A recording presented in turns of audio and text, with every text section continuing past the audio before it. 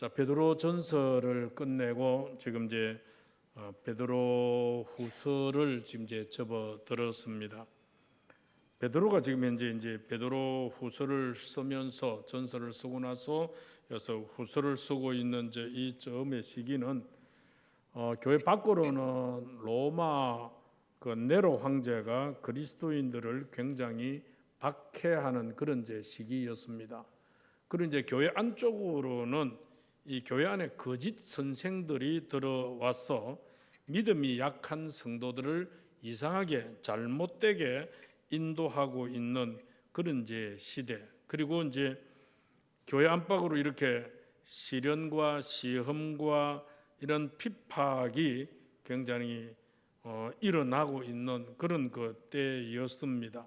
그럴 때 이제 베드로가 뭐 지역마다 다 다닐 수는 없잖아요. 그러다 보니까 이 편지를 통해서 신앙의 확신과 위로를 주면서 그리고 교회 안에서 잘못된 가르침, 거짓 선생들에 대해서 대적을 하고 잘 경계해야 한다.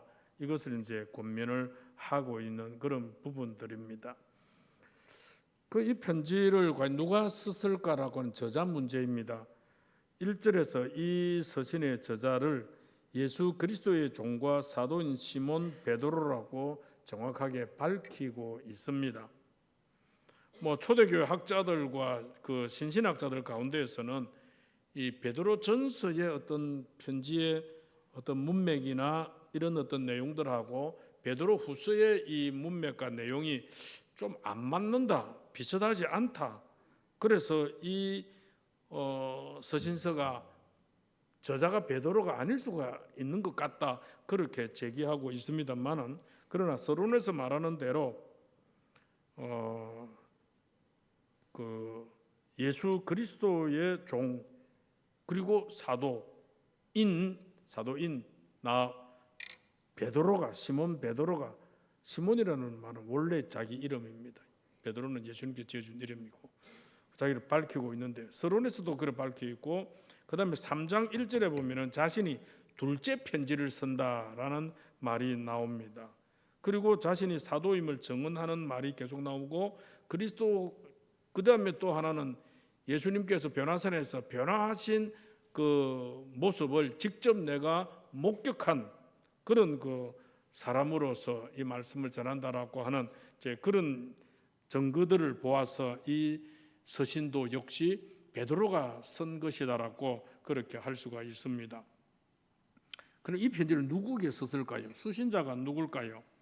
베드로 후서의 인사는 베드로 전서에서는 그 소아시아, 지금의 터키 지방의 본도, 갑바도기아, 비두니아 뭐 이렇게 쭉 그 지역 이름을 한 4군데 덜먹이면서 여기 흩어져 있는 우리 교회들에게 편지한다, 그렇게 말했는데, 여기에서는 그냥 1절에 우리 하나님과 구주 예수 그리스도의 의를 힘입어 동일하게 보배로운 믿음을 우리와 함께 받은 자들에게 편지하노니, 그렇게 말하고 맙니다. 그러니까 아마 터키 지방에 있는 초대 교회들에게 보낸 편지일 가능성이 많이 있습니다. 베드로전서가 이 교회들에게 보낸 편지였고, 베드로후서 3장 1절에서는 이 두 번째 편지, 베드로후서를 두 번째 편지로 3장 1절에서 말하고 있습니다. 같이 한번 읽어볼까요? 시작. 사랑하는 자들아, 내가 이제 이 둘째 편지를 너희에게 써노니 이 두 편지로 너희의 진실한 마음을 일깨워 생각나게 하며, 그렇게 말합니다. 그리고 둘째 편지라고 그렇게 소개를 베드로가 하는 걸 봐가지고 앞에 한번 받았던 사람들이죠. 그래서 앞에 편지를 베드로가 어디게 보냈습니까? 소아시아 지방으로 그렇게 보내었던 것을 봅니다. 또 한 가지는 이 편지의 수신자들은 본문 내용을 보아서 어떤 그 사는 한 지역이나 나라를 초월해가지고 예수를 믿기 시작한, 어쩌면 초신자, 하여튼 예수를 믿기 시작한 그런 초신자 같은 그런 분들에게 보내고 있는 편지로 그렇게 알 수가 있습니다.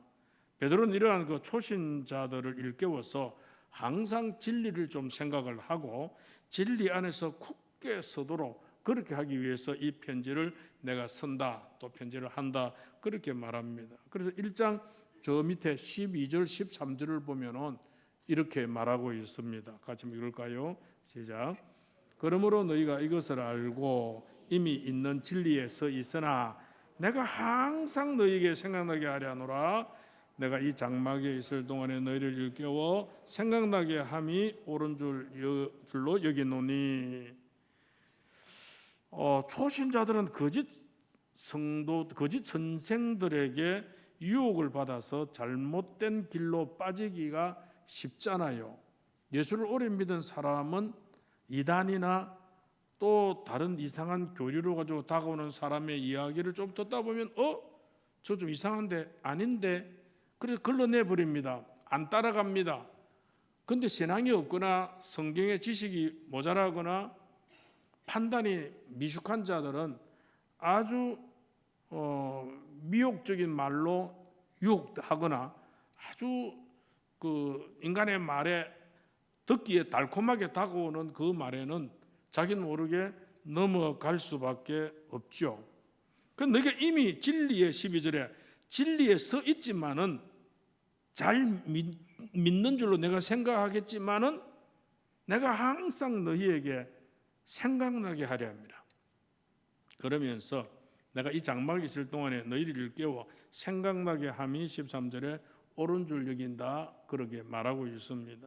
그러니까 내가 이 장막에 있을 동안에, 내가 이 살아있는 동안에 너희를 일깨워 주는 것이, 너희를 깨닫도록 자꾸 해주는 것이 옳은 줄로 내가 여긴다. 그래서 생각에 전부 다 편지 보냈지만은 가만히 생각해 보니까 너희들 지금 좀 이상한 것들이 들어와 가지고 너희들을 유혹하고 너희들을 꿰어 넘기는, 진리 위에 복음 위에 바로 서지 못하게 만드는 이런 일이 들리는데, 그게 너희들이 빠지면 되지 않기에 내가 바른 진리로 다시 한번 너희들을 바로 세우기를 원한다, 이 말이죠. 그러면서 베드로는 2장에서 특별히 이 거짓 선생들을 여러 가지 경고의 말씀으로 반박하면서 이러한 상황 속에서도 하나님을 더욱더 신실하고 또 진실하게 하나님께 의지하는 믿음을 너희들 잘 가져야 된다. 그리고 그 믿음을 잘 좀 지키고 있으라라고 명령하고 그들을 또 위로하는 그런 그 권면이 이 베드로 후서에 쭉 기록이 되고 있습니다. 본문으로 들어가면요, 1절에서도 문안 인사를 하고 2절에서도 문안 인사를 합니다. 1절의 문안 인사를 한번 볼까요? 베드로가 인사합니다. 1절 시작. 예수 그리스도의 종이며 사도인 시몬 베드로는 우리 하나님과 구주 예수 그리스도의 의를 힘입어 동일하게 보배로운 믿음을 우리와 함께 받은 자들에게 편지하노니라고 말합니다. 자, 이 본문에서 여러분 좀 기억해야 될 뭔가 좀 참나 들었던 듯한 이런 어떤 내용들이 없습니까? 우리 베드로전 5장 1절에 보면은 그렇게 말한 게 있습니다. 함께 장로된 우리, 함께 장로된 자라고 자기 자신을 아주 그 겸손하게 소개하고 있었던 그런 함께 장로된 자라는 말을 하고 있죠. 베드로는 늘 주장하는 자세로 일하지 아니했고 늘 겸손히 섬기는 자세로 일했습니다. 그리고 모든 일을 버리고 그 주님을 사랑하고 주님께로부터 그로부터 사랑받는 자가 그렇게 되어지면서 주님께서 12제자 가운데 그 가운데서 가장 귀히 여기는 제자로 쓰임받게 되어졌죠. 쓰임받게 되면서도 베드로는 내가 그래도 수제자인데, 내가 그래도 예수님께로부터 제일 사랑을 많이 받는데, 예수님께로부터 내가 제일 큰 인정을 받는데 라고 자랑하지를 아니했습니다. 너나 나나 함께 장로된 자 아니냐. 오늘 이 본문에서 우리에게 말씀하시는 것이 뭘까요? 사실 그는 세 번이나 주님을 부인한 일도 있었지만은 예수님의 부활을 목격하고 오순절에 성령의 세례를 받아서 초대교회의 귀한 지도자가 되었고, 지금 베드로 후서를 기록하는 이 쯤에는 죽음을 기다리고 있을 60이 넘은 그런 그 당시의 나이였습니다. 그렇지만은 그가 교회 안에서 가장 큰 지도자고 가장 큰 사도였지만은 그는 항상 겸손하게 하나님과 동행하는 삶을 살아왔습니다. 오늘 여러분, 그리스도인들은 모두가 하나님의 종들이죠. 종은 아무것도 소유할 수 없고 아무런 특권이나 권리가 없는 사람들입니다. 종은 자기의 것이라고 여길 수 있는 게 아무것도 없잖아요. 하나님의 종인 그리스도인들은 하나님의 소유된 백성이기 때문에 하나님께 절대 순종하며 겸손하게 하나님의 일만을 그렇게 감당해야 되는 그런 일입니다. 그래서 베드로의 그 인사가 함께 장로된 자, 보배로운 믿음을 함께 받은 자, 나는 너희들 위해 특출하게 서 있는 자가 아니고 너희들보다 위대한 믿음을 가지고 있는 자가 아니고 너희보다 뭐든지 월등하게 잘하는 자가 아니고 같이 믿음을 가지고 있는 함께 받은 너희들에게 증거한다 이 말입니다. 그러면서 서신을 받은 사람들을 조금 더 구체적으로 들어가 보면은 구주 예수 그리스도의 의를 힘입어서 동일하게 보배로운 믿음을 우리와 함께 받은 자들에게 편지하노니. 보배로운 믿음을, 여러분, 동일하게 보배로운 믿음, 동일하게 보배로운 믿음. 이거는 정말 동일한 가치입니다. 우리의 것과 당신의 것이 같다 이 말입니다. 베드로는 자신이 가지는 이 믿음과 이 편지를 받고 있는 성도들의 믿음을 구별하지 않고 동일하다. 내가 가지고 있는 믿음이나 너희들이 가지고 있는 믿음, 이게 동일한 것이다 이 말입니다. 나는 좀 더 특권을 가진 믿음, 그게 아니고 내가 갖고 있는 믿음이나 너희들이 갖고 있는 믿음이나 똑같아, 동일하다 이 말입니다. 그건 이제 그 안에 내용을 좀 봐야 됩니다. 그 안에 내용이 뭔가 하면은 이 편지를 받는 사람들은 이방인이잖아요. 이방인들이잖아요. 이방인이지만 이제는 하나님의 택하심을 받아서 하나님의 권속이 되어진 그런 그 사람들입니다. 그래서 베드로전서 2장 그 10절에 보면은 이런 말을 했습니다. 뭐라고 그럽니까? 시작. 너희가 전에는 백성이 아니더니 이제는 하나님의 백성이요 전에는 긍휼을 얻지 못하였더니 이제는 긍휼을 얻은 자니라. 전에는 너희들이 하나님의 백성이 아니더니 이방인이더니 이 말입니다. 이제는 하나님의 백성이요 전에는 하나님께로부터 긍휼을 얻지 못할 자들이었지만 이제는 하나님께로부터 긍휼을 얻은 자 아니냐. 그래서 너희들과 나와 동일하게 보배로운, 동일하게 존귀한 믿음을 가지고 있다 이 말입니다. 바로 이 말은 외국인과 자국민들에게 동등한 시민 대우를 해줄 때에 사용되는 단어였습니다. 동일한. 자, 이 서신을 받은 사람들은 과거에 천대받는 이방인들이 있는데 이제는 유대인들과 똑같은 믿음으로 존귀한 대우를 받고 더 나아가서 하나님 나라에서 사도들이 존귀한 대우를 받는 것과 동일한 대우를 받는 너희들, 그렇게 말하고 있습니다. 그러므로 예수 그리스도 안에서 사도들과 이방인들 그리고 유대인들 모두가 다 예수 그리스도의 보배로운 믿음으로 예수 그리스도의 보배로운 믿음을 동일하게 받은 너희와 우리, 너와 우리, 그 그리스도의 보배로운 믿음은 네가 받은 것이나 내가 받은 것이나 똑같은 것이다라고 그렇게 알려주고 있습니다. 오늘 여러분, 우리가 베드로가 말하는 이런 동일한 보배로운 믿음을 가진, 어떻게 우리는 이런 보배로운 믿음을 가지게 되었을까요? 먼저 우리가 보배로운 믿음을 가지게 된 것은 하나님의 은혜로 받은 줄로 믿으시기를 바랍니다. 절대 우리는 믿음을 이 보배로운 믿음을 우리 구주 예수 그리스도의 의를 힘입어 동일하게 보배로운 믿음을 우리와 함께 받은 자들이라고 말했는데 우리가 수고하고 노력하여 받은 것이 아니죠. 뭐가? 이 보배로운 믿음이 어떻게 받았습니까?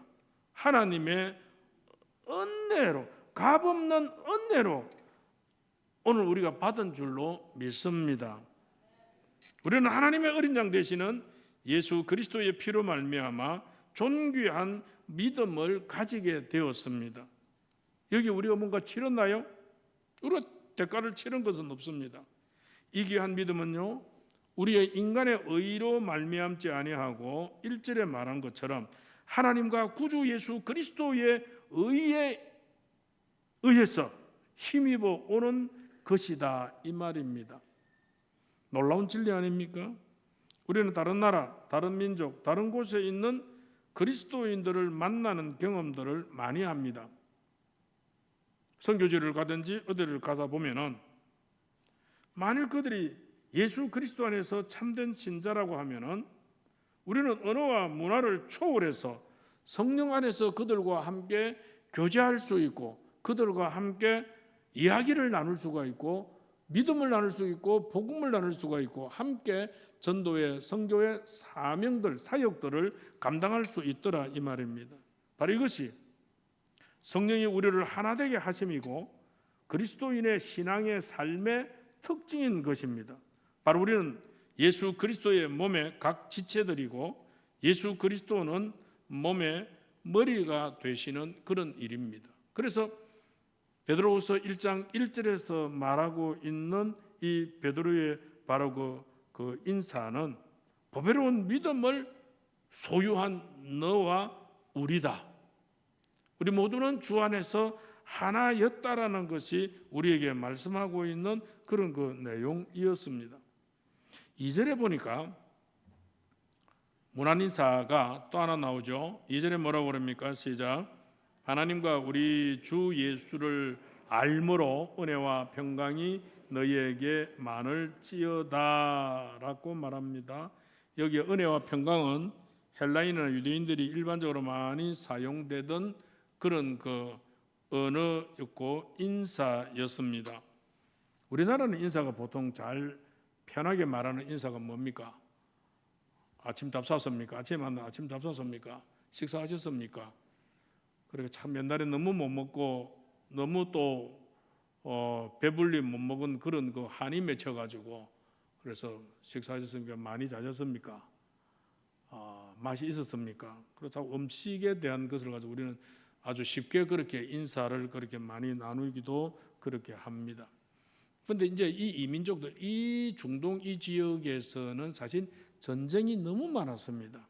특히 이제 이스라엘 같은 경우에는 위쪽에서는 지금의 시리아 쪽에서 옛날에 아수르 또 그 위에 있었던 그런 제국들이 위에서 내려오고 이스라엘을 거쳐가지고 이제 이집트까지 이제 공격해 가니까 그래서 이스라엘 땅이 한번 짓밟히고 밑에서 이집트가 또 강해지면 또 위로 또 치고 올라오는 이제 나라가 딱 길목이 돼가지고 그 옆으로 가면 안 되는 옆에는 전부 산악지대입니다. 저번에 사진 잠깐 한번 보셨지만은 산악지대고 딱 지금 이스라엘의 그 사해로 해가지고 저 요단강을 해가지고 저 갈릴리 땅 갈릴리까지 저 헬모산까지 그 물이 내려오는 그 길들이 왕의 대로라 해가지고 옛날 수천 년 전부터 그 길로 사람들이 이제 왕래하는 이제 그런 길이다 보니까 늘 전쟁의 화마에 휩쓸린 그런 그 나라였습니다. 전쟁하면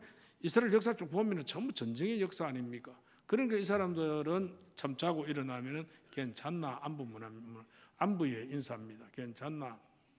정말 너희에게 전쟁의 아픔과 슬픔이 아니라 평화가 있기를 원하다. 그 살롬이라는 히브리어 이름이 그들에게 인사법이죠. 그래서 예수 믿는 사람들이 나누는 그 인사 가운데서 잘 몰라도 살롬이라는 이름을 평안하뇨 그러게 무슨 예수님께서도 부활하시고 나서 제자들을 만날 때 겁먹고 있는 제자들에게 평안하뇨 잘 있냐 그 말이죠. 그래서 하나님의 은혜 아니고는 살 수 없고 정말로 주신 평화가 없으면 살 수 없는 그곳이 그들이 당하고 있는 그 삶의 곳이기 때문에 항상 참 좋은 인사법이 은혜와 평강이 넘치기를 원한다. 항상 그렇게 말하고 있습니다. 그런데 이들에서 말하는 이 은혜와 이 평강은 어디에서 오느냐? 어디에서 시작합니까?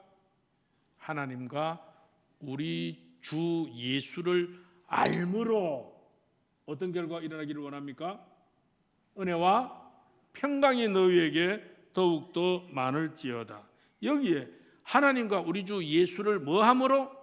알므로 이겁니다. 하나님도 알고 주 예수 그리스도도 아는 이 알므로 이게 우리에게 굉장히 중요한 그런 그 부분입니다.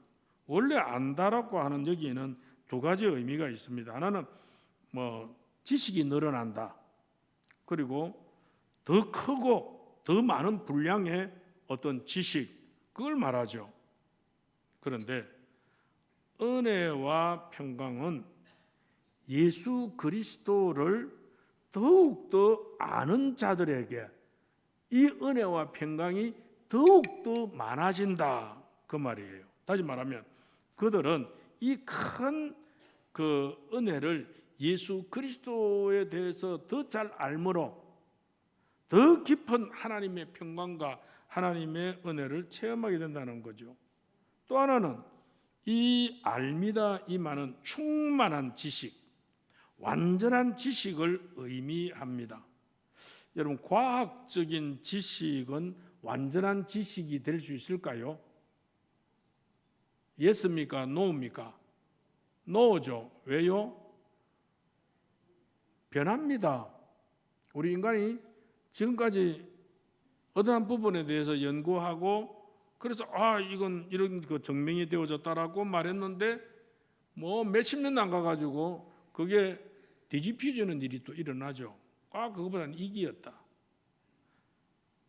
그래서 사실 과학적인 지식은 완전한 것이 되지 못하는데 예수의 지식만이 인간에게 가장 필요한 은혜와 평강을 가져오기 때문에 그 예수를 아는 그 지식이 가장 충만한 지식이 되어진다, 그 말입니다. 그런데 당시 이제 사람들은 여러 가지 지식을 막 추구하고 있는데 가장 철학적인 사고를 통해서 지식을 찾으려고 많이 했습니다. 문제가 있습니다. 한 가지 예를 들면은 하나님은 무한하시고 인간은 유한하다. 유한한 인간이 무한한 하나님을 깨달을 수 없다라고 그렇게 말합니다.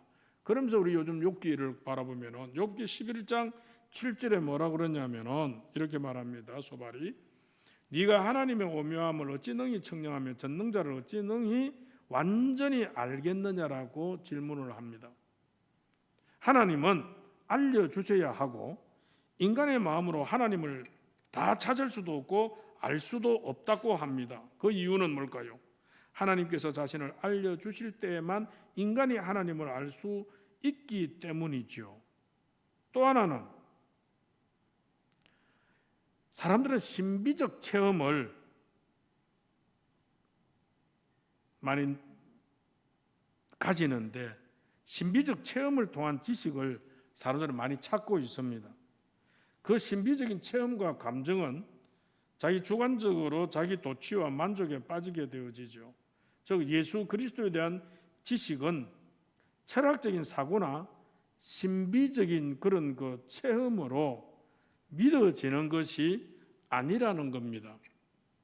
신비한 것에 좀 이상한 것에 거기에 자기가 너무 깊이 현혹되거나 너무 깊이 거기에 빠져들면은 안 된다라는 그런 말입니다. 신약에서 알미라고 하는 이 알은 개인적인 알을 의미합니다.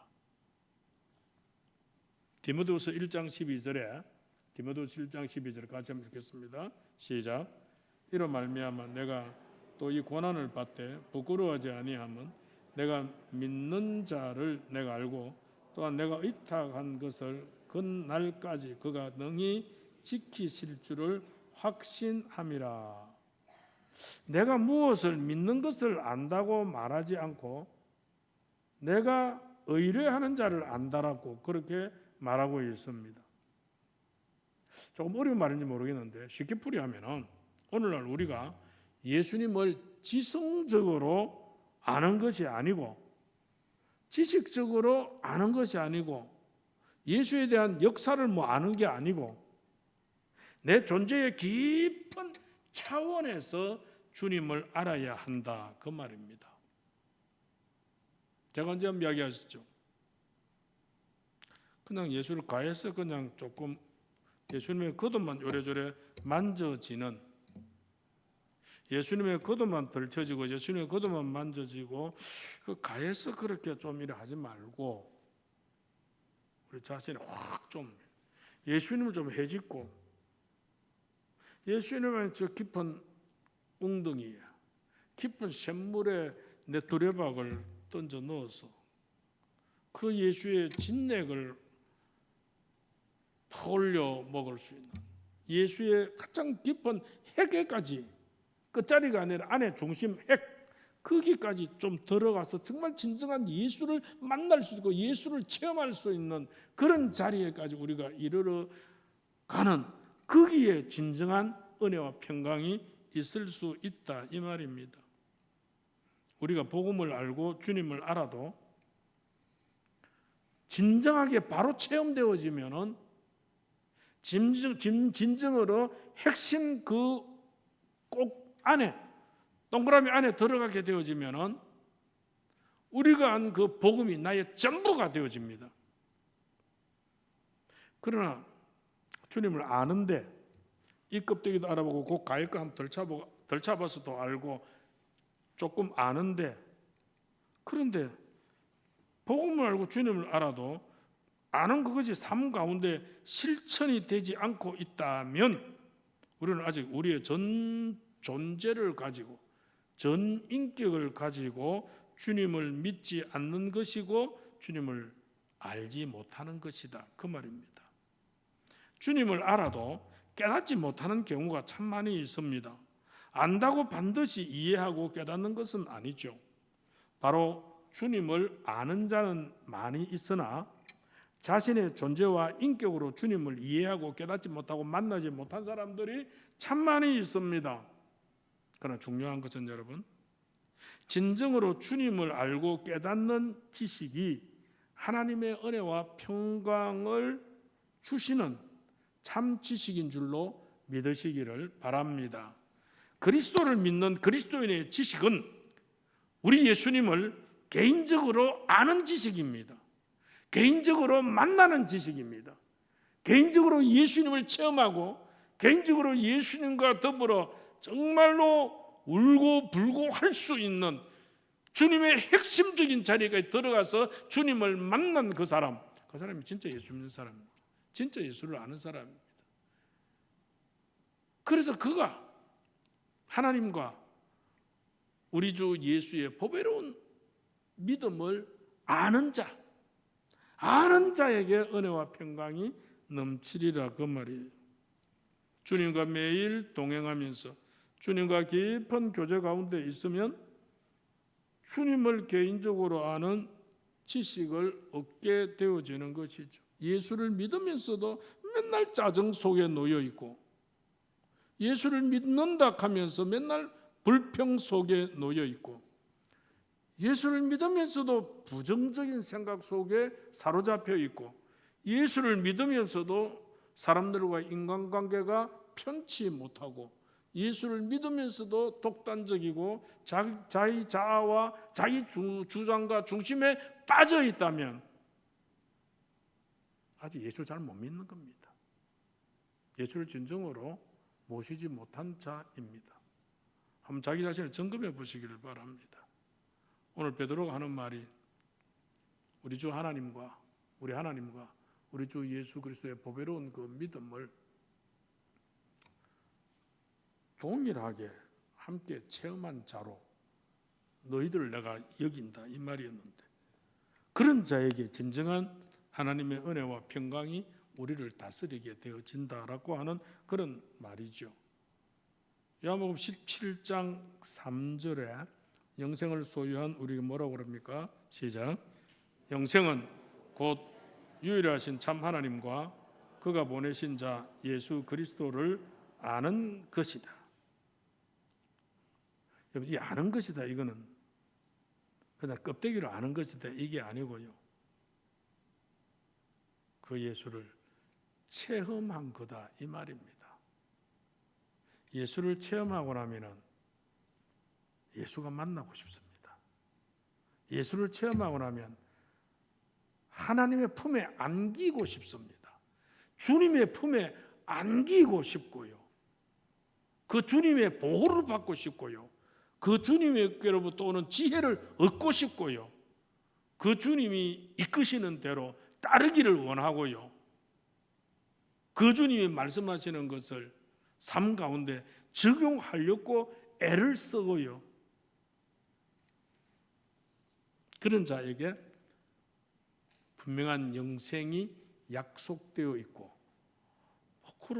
그런 생각과 그런 인격과 그런 삶을 가진 자는 의심할 필요도 없겠지요. 그렇습니까? 정말 그래 됐으면 참 좋겠습니다. 그런데 너무 요즘 예수를 깊이 알려고 하지 않고 만나려고 하지도 않고 그냥 습관적으로 교회를 다니는 것, 그냥 습관적으로 예수를 믿는다라고 고백하는 것.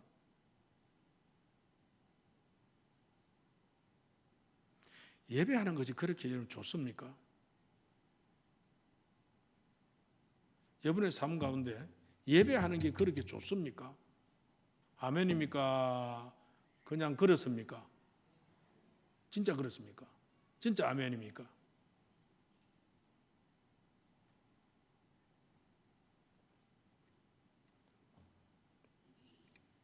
정말 유일하신 참 하나님과 그가 보내신 예수를 정말로 아는 사람은 나를 구원하시기 위해서 계획하셨고 그 계획의 프로젝트에 따라서 독생자를 이 땅에 보내셨고 천국의 복음을 비밀을 전하시다가 우리 같은 죄인들을 구원하시기 위해서 십자가에 그 엄청난 고난을 당하시고 죽으시면서 우리를 위한 희생 제물이 되신 그 예수를 우리에게 믿게 하고 믿는 자마다 하나님의 백성이 되게 한, 그러므로 하나님의 백성이 된 하나님의 이 권속들을 하나님께서 자기 자녀로 삼으시고 천국의 귀한 그 기업을 우리에게 약속하시고 죽으면 주시는 그 하나님이 얼마나 고맙고 말로 표현할 수 없는 값어치 있는 우리 하나님 아니십니까? 예배가 뭘까요? 그렇게 해주신 그 하나님을 영화롭게 하는 것, 그 영화롭게 한다는 즐겁게 해드리는 겁니다. 그분을 즐겁게 해드리고 그분을 향해서 찬양을 해드리고 그분에서 감사합니다라고 기도할 수 있는, 그리고 그분이 오늘도 우리에게 다 성경을 말씀을 다 알지 못하지만 목사님을 통해서 교육자를 통해서 말씀하시는 말씀을 또 들을 수 있는 그 예배를 가장 우선시해야 되지 않나요? 그것보다 다른 걸 더 중요하게 여겨요? 그것보다 다른 걸 더 우선 여겨요? 예배 놔두고 다른 걸 더 하러 가요? 예배 놔두고 또 다른 걸 더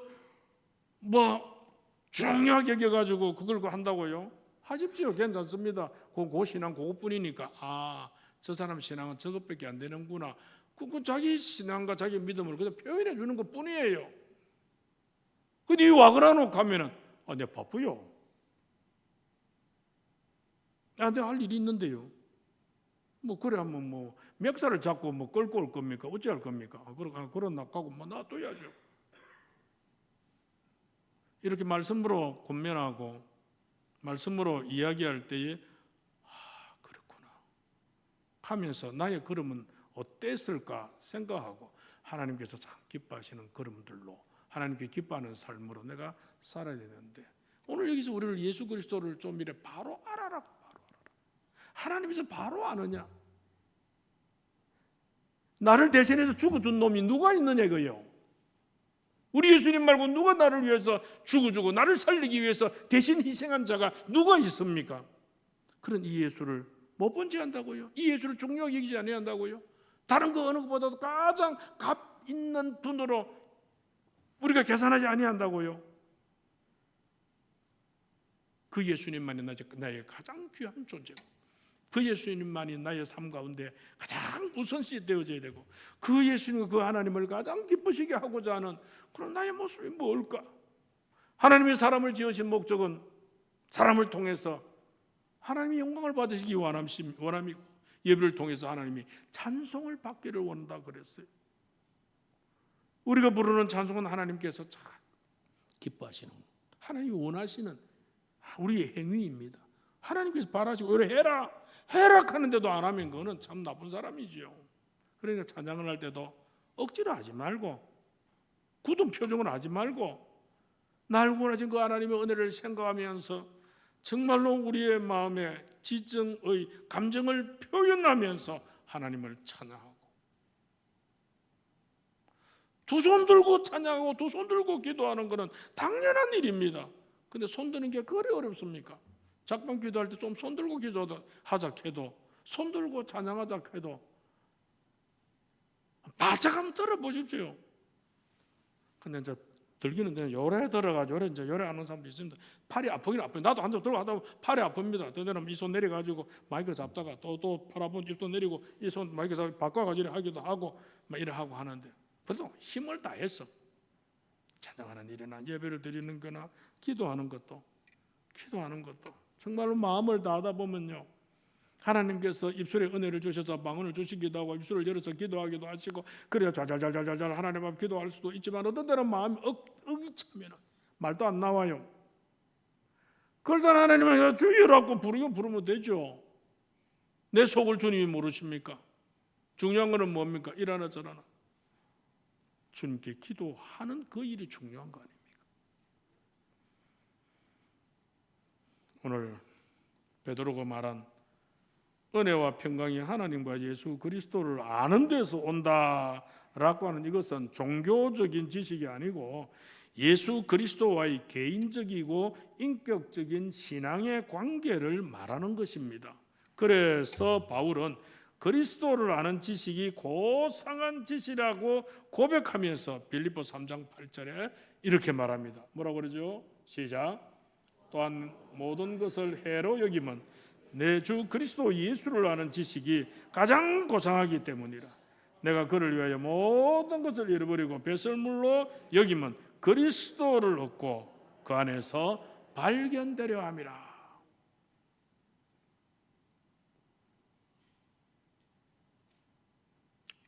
우리의 삶의 목표는 여러분, 주님을 더욱 아는 것이기를 바랍니다. 그러므로 영생을 확실하게 소유하는 그런 존재가 되기를 바랍니다. 왜 이 알미라는 것에 대해서 제가 이렇게 오늘 아침에 강조할까요? 내가 올 때에 주여 주여 부르는 자 중에 다 천국에 올 수 있겠느냐? 내가 네 모른다, 네 누구냐? 그 말 아닙니까? 주여 주여라고 부르는 거 껍데기로 그렇게 부르지 마라 이 말입니다. 진정으로 주님을 아는 자의 자리에 이르라 그 말이죠.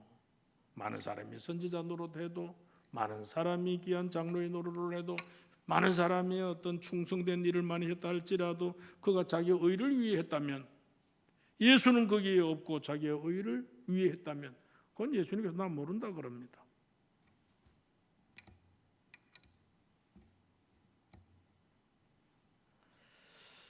예수를 아는 지식이 너무 고상하기 때문에 다른 것은 다 배설물로 여길 정도로 사도 바울은 그렇게 고백을 합니다.